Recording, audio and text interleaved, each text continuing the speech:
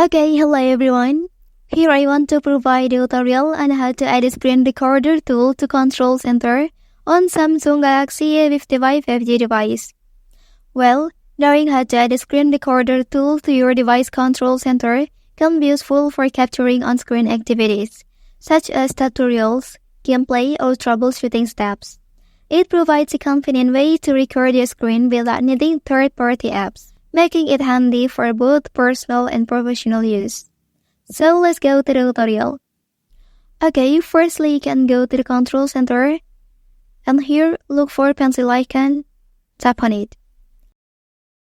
Well, and then here you'll find two options, and you can select for each option you will add a screen recorder tool.